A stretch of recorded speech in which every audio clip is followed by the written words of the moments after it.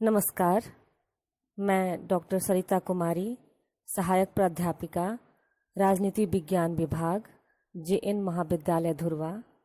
आज मैं अपने सेमेस्टर 3 के स्टूडेंट्स के लिए उनके कंपैरेटिव पॉलिटिक्स में तुलनात्मक राजनीति की परिभाषा, प्रकृति एवं क्षेत्र के संबंध में व्याख्यान दूंगी।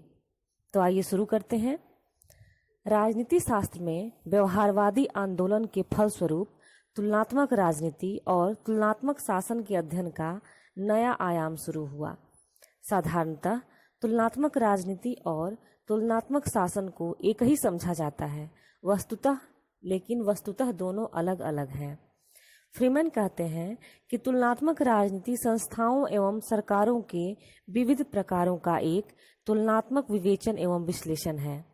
मैक्रेडीज का इस संबंध में कहना है कि हेरोडोटस और अरस्तु के समय से ही राजनीति, मूल्यों, विश्वासों, राजनीतिक संस्थाओं, सरकारों एवं राजनीतिक व्यवस्थाओं में विविधताएं जीवंत रही हैं। इन विविधताओं में समान तत्वों की छानबीन के लिए जो पद्धतीय प्रयास हुआ उसे तुलनात्मक राजनीतिक विश्लेषण कहना चाहिए। इससे स्पष्ट है कि तुलनात्मक राजनीति का संबंध केवल सरकारों एवं संविधान से नहीं होता, इसका संबंध राज्य में स्थित और भी कई प्रकार के संस्थाओं, निकायों एवं गतिविधियों से होता है। आज के संदर्भ में परंपरागत तुलनात्मक अध्ययन अपूर्ण एवं अधूरा है। आज राजनीतिक संरचना में आमूल एवं क्रांतिकारी परिवर्तन हुए हैं। यही कारण है कि तुलनात्मक राजनीति के आधार एवं क्षेत्र को व्यापक बनाया जा रहा है। इसमें निम्नलिखित बातों का अध्ययन आवश्यक है, जैसे संविधान एवं सरकार का स्वरूप, अनौपचारिक एवं गैर राजनीतिक संस्थाओं का अध्ययन, व्यक्तियों के राजनीतिक व्यवहार का अध्ययन, राजनीतिक निर्णयों को प्रभावित करने वाली तत्वों एवं प्रक्रियाओं का अध्ययन, सरकार एवं नागरिकों के पारस्परिक संबंधों का स्वरूप एवं उनके प्रभाव का अध्ययन। J.K. रॉबर्ट्स कहते हैं कि तुलनात्मक शासन का प्रयोग राज्यों, उनकी संस्थाओं और उनके कार्यों से संबद्ध कुछ समूहों, राजनीतिक दलों तथा हित समूहों के अध्ययन हेतु उपयुक्त है। तुलनात्मक राजनीति का प्रयोग एक अधिक व्यापक परिप्रेक्ष्य में होता है। अब हम तुलनात्मक राजनीति की प्रकृति की चर्चा करेंगे। तुलनात्मक राजनीति की प्रकृति के संबंध में दो प्रमुख विचारधाराएं पाई जाती हैं: उद्दग्र तुलनात्मक अध्ययन और क्षैतिज तुलनात्मक अध्ययन। उद्दग्र तुलनात्मक अध्ययन में इसके अनुसार एक ही देश में विभिन्न स्तरों पर स्थापित सरकारों तथा उनको प्रभावित करने वाली राजनीतिक आचरणों का अध्ययन किया जाता है। संघात्मक शासन पद्धति में संघ, राज्य एवं स्थानीय सरकारों का तुलनात्मक अध्ययन ही तुलनात्मक राजनीति का विषय है, लेकिन यह सही नहीं है। इससे तुलनात्मक राजनीति का क्षेत्र अत्यधिक सीमित हो जाता है।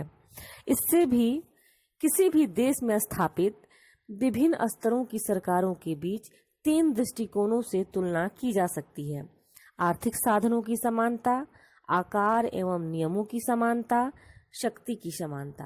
अगर हम इस आधार पर केंद्र, राज्य तथा स्थानीय सरकारों की तुलना करें तो समानता कम, असमानता अधिक दिखाई देगी तथा इस प्रकार के अध्ययन के फलस्वरूप जो भी निष्कर्ष निकलेंगे वे प्रामाणिक नहीं होंगे।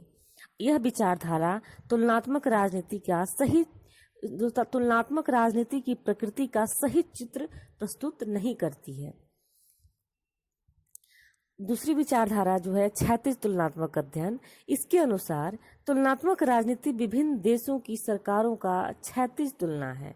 इससे तुलनात्मक राजनीति के वास्तविक उद्देश्यों की भी पूर्ति होती है। इसके अध्ययन में 2 बातें सन्निहित होती हैं। पहला, एक ही देश में विभिन्न कालों में स्थापित राष्ट्रीय सरकारों का अध्ययन। दूसरा, किसी देश में विद्यमान सरकार की तुलना विश्व के अन्य राष्ट्रों की सरकारों से की जा सकती है। इस प्रकार से तुलनात्मक अध्ययन न केवल काफी सामग्री उपलब्ध कराता है, बल्कि वह अत्यधिक उपयोगी एवं प्रामाणिक भी सिद्ध होता है। ब्लांडेल कहते हैं कि हमारे पास तुलनात्मक सरकारों के अध्ययन का केवल एक ही दृष्टिकोण बचता है, वह है समकालीन विश्व की राजनीतिक व्यवस्थाओं से संबद्ध राष्ट्रीय सरकारों का राष्ट्रीय सीमाओं के आर पार अध्ययन करना। इस प्रकार स्पष्ट है कि तुलनात्मक राजनीति का क्षैतिज अध्ययन ही अधिक सही अध्ययन है, अधिक महत्वपूर्ण अध्ययन है। अब हम तुलनात्मक राजनीति के क्षेत्र की चर्चा करते हैं। तुलनात्मक राजनीति की प्रकृति के भांति ही इसका विषय क्षेत्र भी विवादास्पद है। इस संबंध में विद्वानों में मैतज्ञ नहीं है, अर्थात उनका एक जैसा मत नहीं है। भिन्न भिन्न विद्वान भिन्न भिन्न प्रकार का मत रखते हैं। हैरी एक्सटीन कहते हैं कि आज यह एक ऐसा विषय है जिस पर अत्यधिक विवाद है, क्योंकि यह संक्रमण की स्थिति में है तथा एक प्रकार की विश्लेषण शैली से दूसरे प्रकार की विश्लेषण शैली में प्रस्थान कर रहा है। इसमें राजनीति के 3 पक्षों का संकेत मिलता है। पहला राजनीतिक क्रियाकलाप, दूसरा राजनीतिक प्रक्रिया और तीसरा राजनीतिक सत्ता। राजनीतिक क्रियाकलाप में वे प्रयास आते हैं जिनके द्वारा संघर्ष की स्थितियां पैदा की जाती हैं तथा जनहित एवं सत्ता संघर्ष में भाग लेने वाले व्यक्तियों के हितों को ध्यान में रखते हुए उनका समाधान किया जाता है।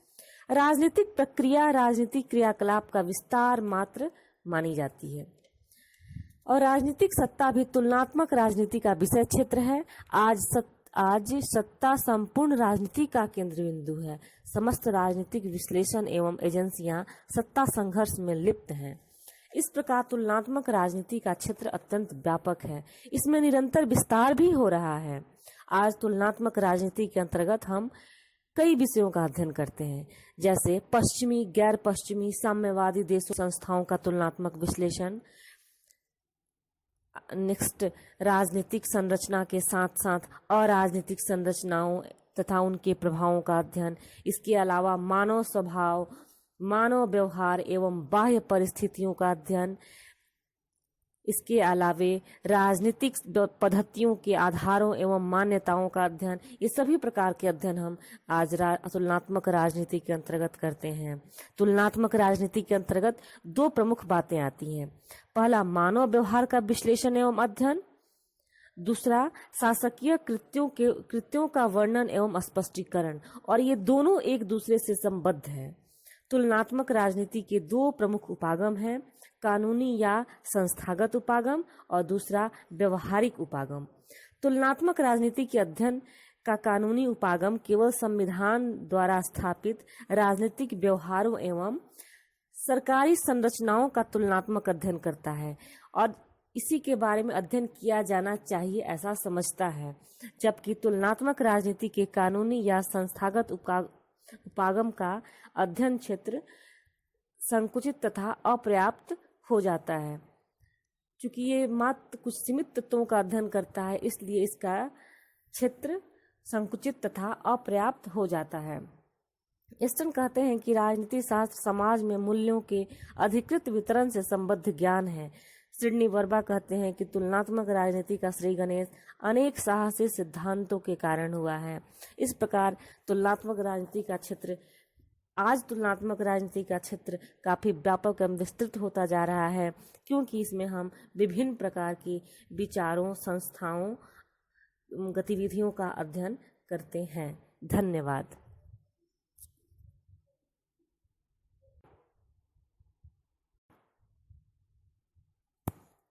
नमस्कार।